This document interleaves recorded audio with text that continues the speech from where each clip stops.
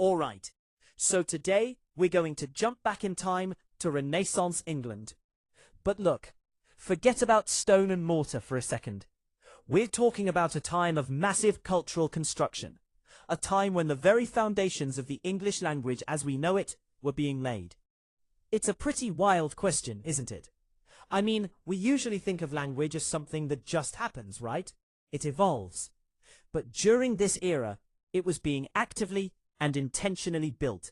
It was engineered, it was designed, it was forged by thinkers who saw it as more than just a tool for talking. They saw it as the raw material for building a whole new world. So in this explainer, we're going to meet the master builders. We're looking at 4 key figures who each in their own incredible way drafted the blueprints for what English literature could become. They gave it structure, they gave it purpose, and they gave it a soul. Okay, let's get into it. So, our first architect is Henry Howard, the Earl of Surrey. This guy was a nobleman, a poet, and his big project? Well, it was to engineer a brand new way for the English language to express the most complex and delicate thing there is, human emotion. So how did he do it? Well, he went and imported a very specific poetic form from Italy, the sonnet, and its structure was everything. This wasn't just some random poem. It was basically a 14-line emotional machine. The first 8 lines set up a problem, a longing, a question, and then bam, the final 6 lines pivot, offering a resolution or a comment. For the first time, English poets had this precise blueprint for exploring the inner world. And you can really feel the result in his work. With just a few words, Howard totally captures that universal feeling of love just taking over your mind. He wrote about unattainable courtly love, the real pain of desire, and the pure joy of beauty. He was giving the language a whole new emotional depth, a new vocabulary for the heart. Okay, so let's move on to our second architect and see how this all connects. This is Roger Ascham.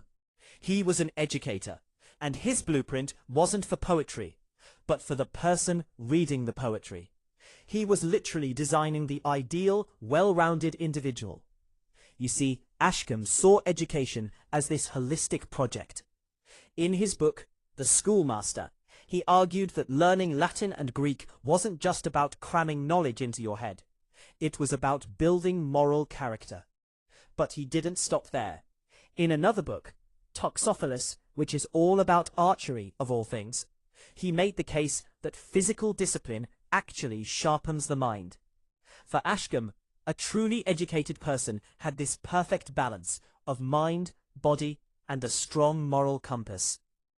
Alright, so from the individual mind, let's zoom out to the entire social structure with our third architect, Sir Thomas Elyot. As a statesman and a diplomat, he was thinking much, much bigger. He was trying to design a just and effective society.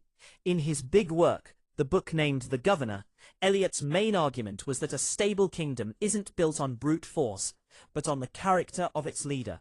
A ruler, he said, had to be educated in these 3 core virtues: wisdom, justice, and moderation. These weren't just nice ideas. For him, they were the essential pillars of good government. A ruler's education directly impacted the health of the entire nation. But think about it. How can you have a society-wide debate about justice and wisdom? Well, you need a shared language everyone understands. And this is Elyot's other massive contribution. Back in 1538, he published one of the very first English dictionaries. By defining words, standardizing them, he was creating the common toolkit for politics, for law, for scholarship, letting complex ideas be debated with clarity across the whole country. Now, our final architect, Sir Thomas Malory, takes us one giant step further. He wasn't just building a language or designing a society. He was forging a national soul. He was creating a foundational myth that would help define what it even meant to be English. Get this. While he was in prison, Malory gathered up all these scattered legends about King Arthur and wove them into one single epic saga called Le Morte d'Arthur. And it's just this massive, sweeping story. It covers everything. Arthur's incredible rise to power, the noble spiritual quest for the Holy Grail, the devastating betrayal at the very heart of his court. And of course, the tragic final battle that brings the whole thing crashing down. And what really makes Malory's masterpiece so timeless is the central tragic conflict. On one side, you've got the perfect ideals of Camelot. You know, loyalty, diligence, spiritual purity. But on the other side, you have messy, powerful, all too human emotions. Love, jealousy, and betrayal. The entire story is about this incredible collision between the perfect world we try to build and the flawed humans who actually have to live in it. And yet Malory doesn't just end with complete despair. Arthur's death isn't just an ending. It's his transformation into myth. He becomes the once and future king, this powerful symbol of the nation's